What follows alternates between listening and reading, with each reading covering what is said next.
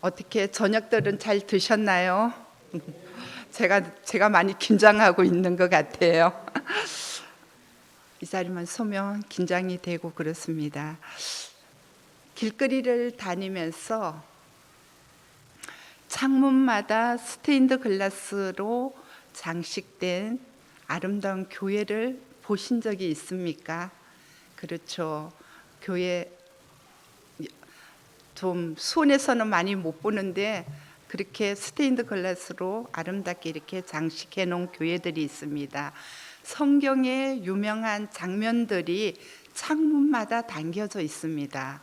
그런데 가까이 다가갈수록 흐릿해지면서 나중에는 화려한 유리 조각들만 남습니다. 그러나 다시 뒤로 멀찍이 물러나서 보면은 다시 아름답고 정교하게 장식된 성경 이야기 속의 인물과 배경들을 볼 수 있습니다. 하나님의 디자인도 이와 같습니다. 구원의 역사가 우리의 일상에서는 엉망으로 보일 수가 있습니다. 서로 맞지 않고 하나씩 봐도 의미 없는 조각처럼 보일 때가 있습니다. 그러나 우리 삶을 통째로 보면 큰 그림이 보입니다. 하나님이 우리의 삶에 어떻게 역사해 오셨는지 그 이야기가 보이는 것입니다. 갑작스러운 아픔, 사건, 사고, 자녀의 문제 등은 우리의 계획이나 하나님의 계획에서 어긋날 것처럼 보일 수가 있습니다. 그러나 하나님은 그 순간에도 역사하고 계십니다.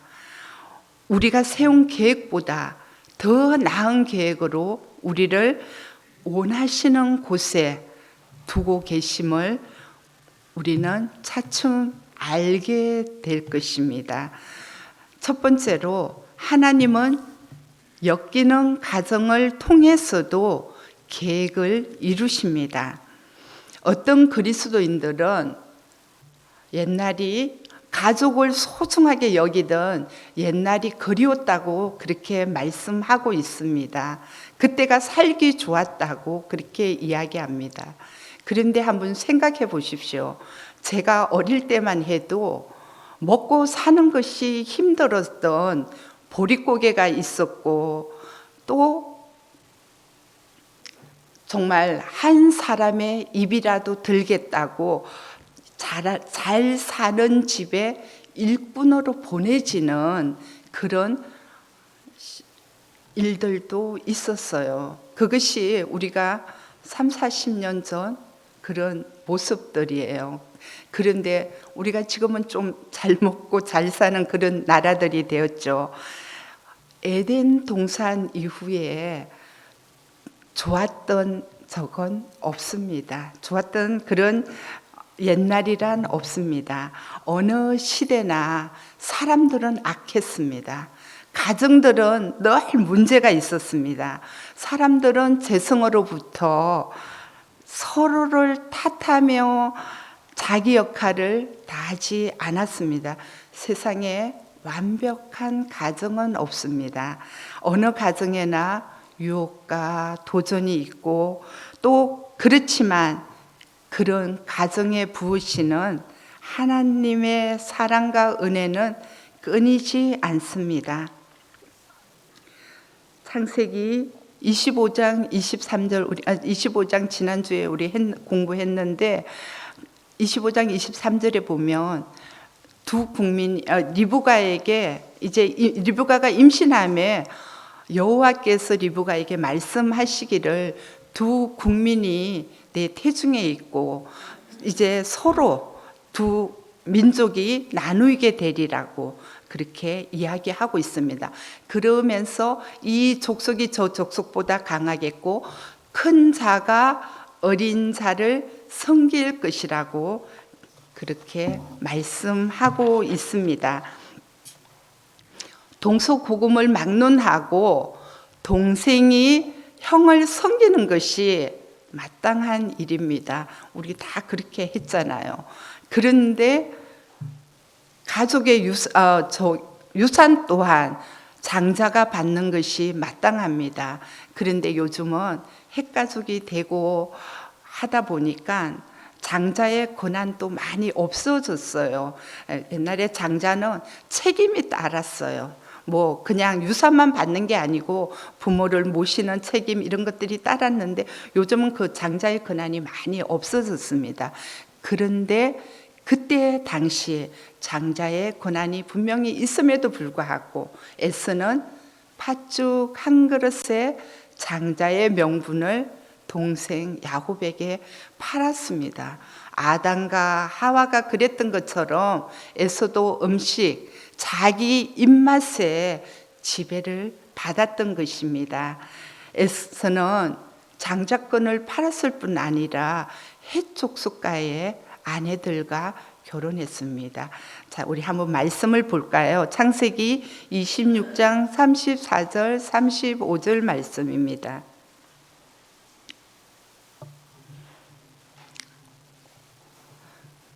같이 한번 읽어보겠습니다. 에서가 40세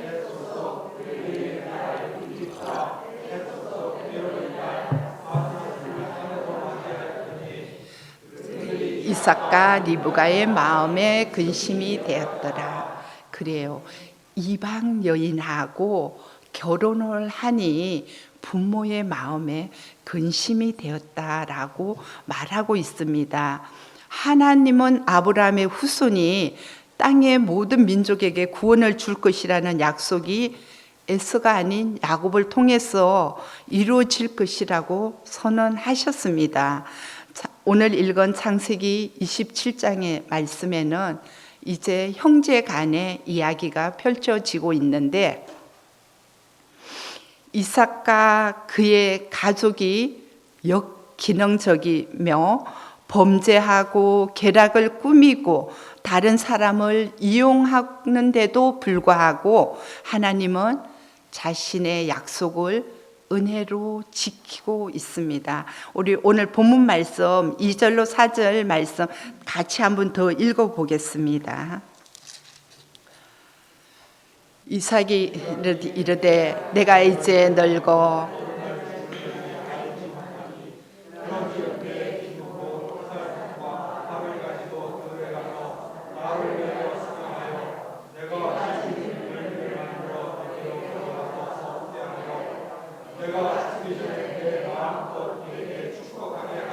아멘. 이삭이 죽음을 앞두고 맏아들 에서를 부릅니다. 불러서 축복하기 위해서 부르는데 이제 들에 나가서 먼저 사냥해온 고기를 가지고 와서 그것으로 음식을 만들어 대접을 하게 하고 그리고 축복을 받으라고 그렇게 말하고 있습니다. 이삭은 사냥해온 고기를 먹는 것을 좋아했다고 25장 28절에 말씀을 하고 있는데 근데 여기서 가정의 역기능이 발견됩니다. 바로 부모의 편애입니다. 이삭은 에서의 남자다움을 사랑했고 그가 사냥해서 갖고 온 고기를 먹는 것을 좋아했다고 말하고 있습니다. 그런데 리브가는 야곱을 좋아했어요. 그래서 각각 이렇게 편이 나눕니다. 리브가는 아마도 그것을 하나님의 말씀을 기억하고 있었을 거예요. 본인이 임신했을 때 큰 자가 어린 자를 섬길 것이라는 말씀을 기억했을 것입니다. 그래서 그녀는 이삭과 에서의 대화를 듣고서는 야곱을 부릅니다.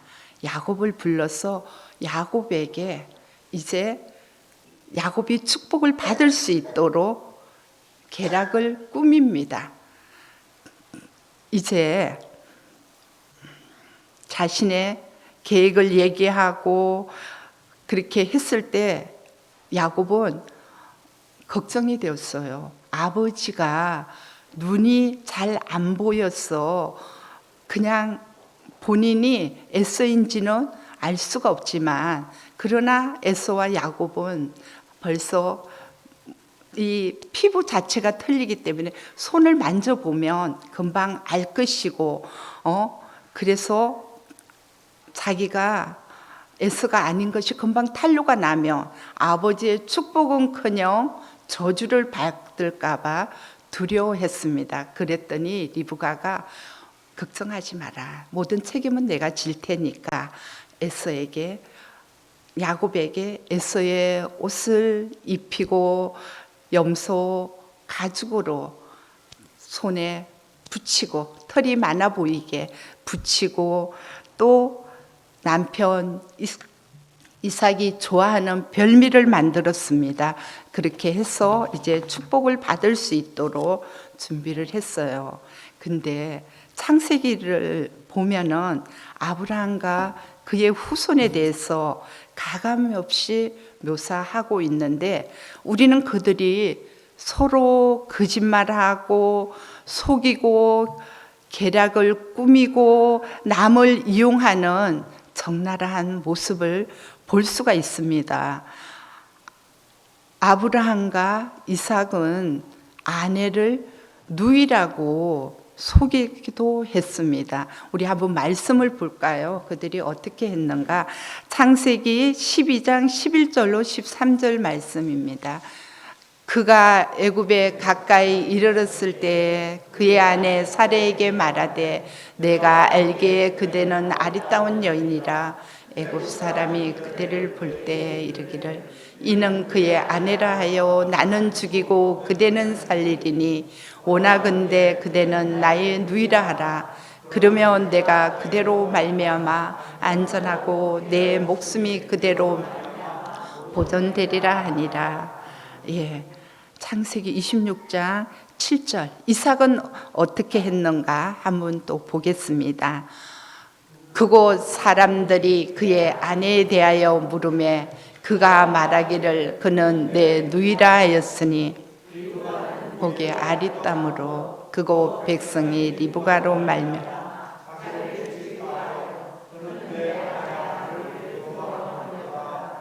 아멘.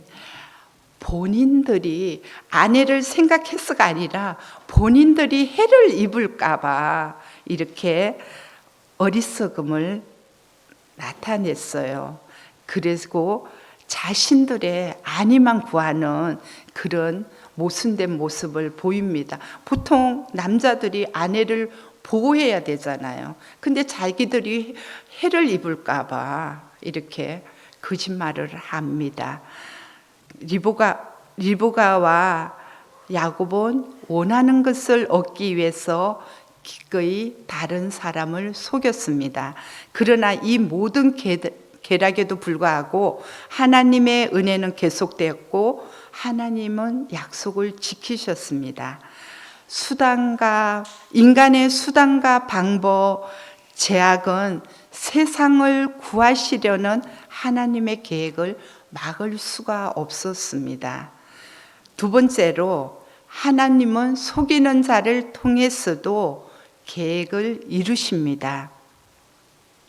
왜 거짓말을 하고 남을 속일까요? 그 이유는 간단합니다. 원하는 것을 얻기 위해서입니다. 거짓말을 하고 속였어라도 가지려고 하는 것입니다. 이런 갈망이 우리에게도 다 있습니다. 야곱은 축복에 대한 갈망 때문에 아버지에게 거짓말을 했습니다. 창세기 27장 18절 19절 한번 읽어볼게요. 오늘 읽지는 않았는데 18절 19절. 야곱이 아버지에게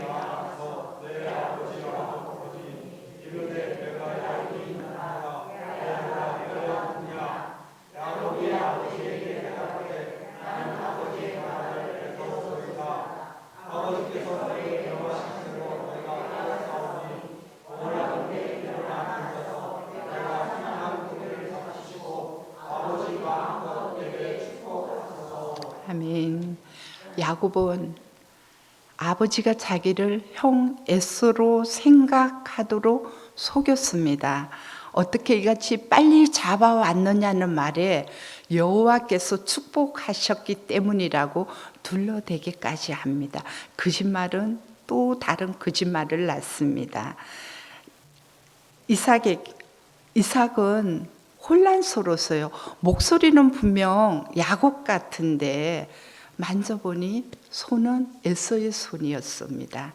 그래서 냄새를 맡아보고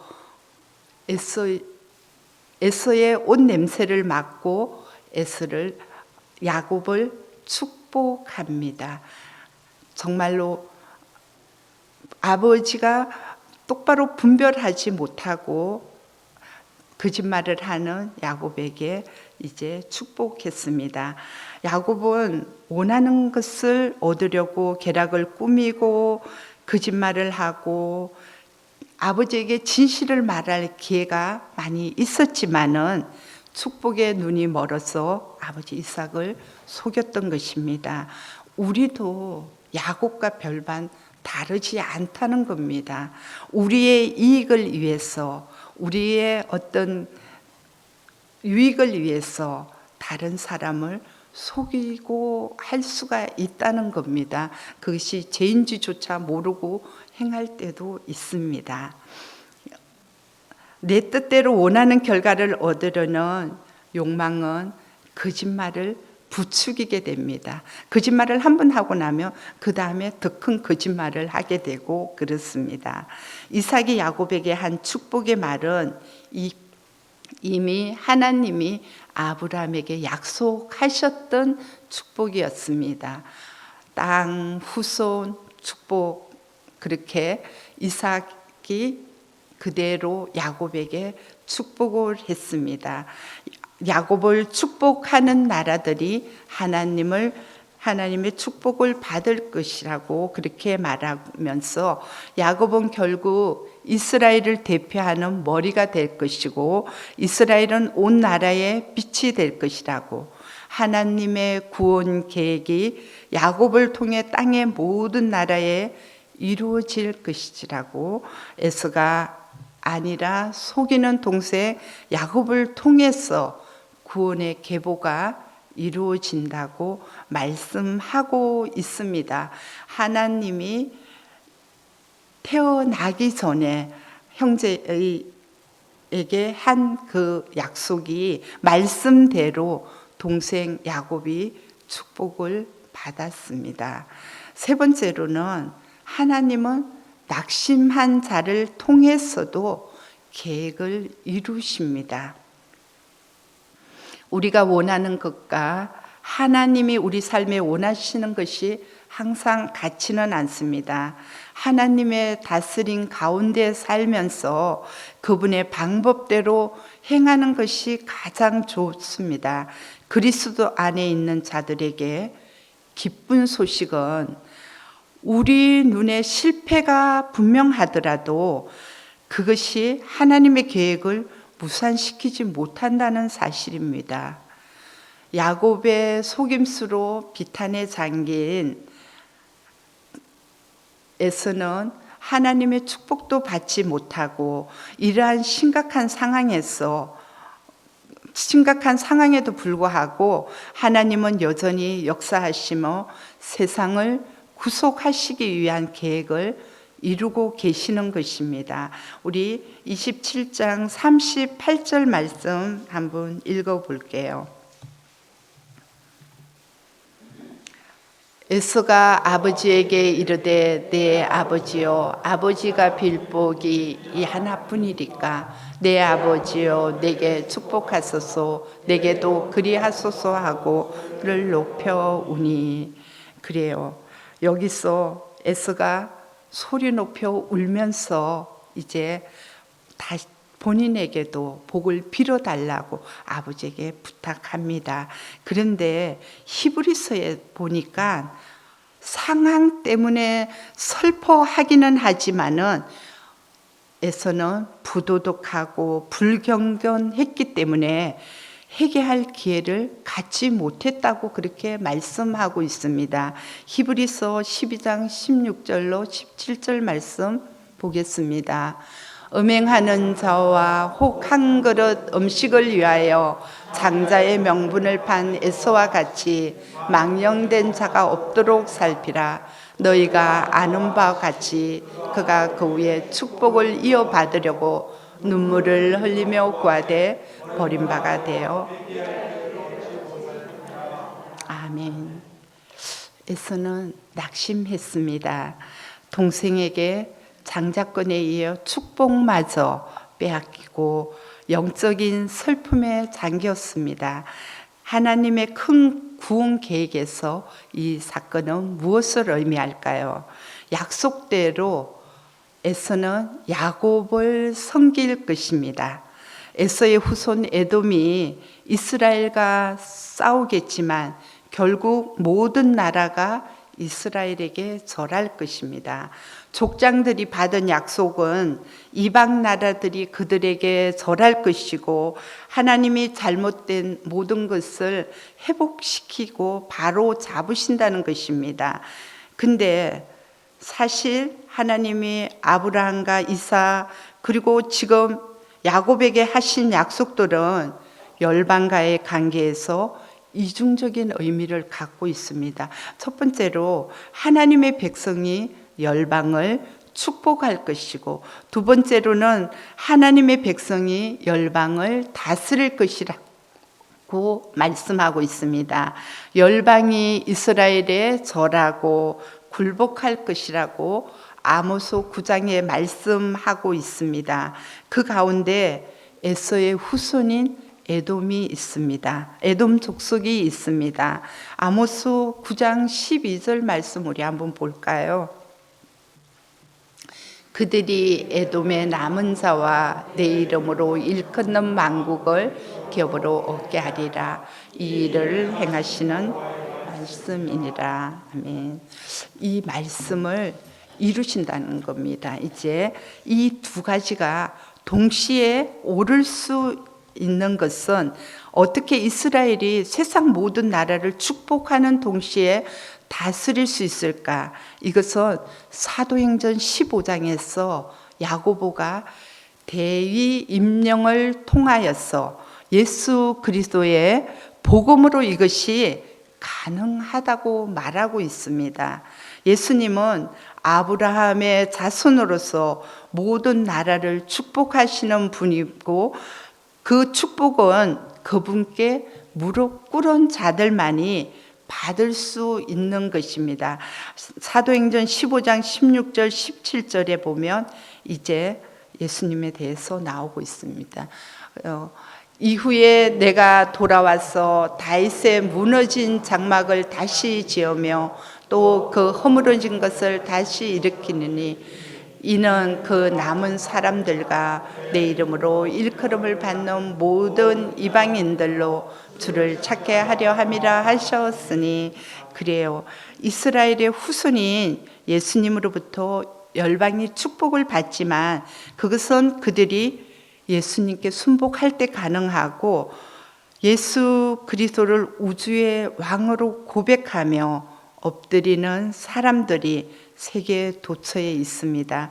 비록 이삭의 가정이 역기능적이고 야곱은 속이는 자고 에서는 낙심한 아들이었지만 세계 열방이 아브라함과 이삭과 야곱의 후손으로 오신 예수님께 절할 것이고 그리스도께 순복할 때 구원이 임합니다.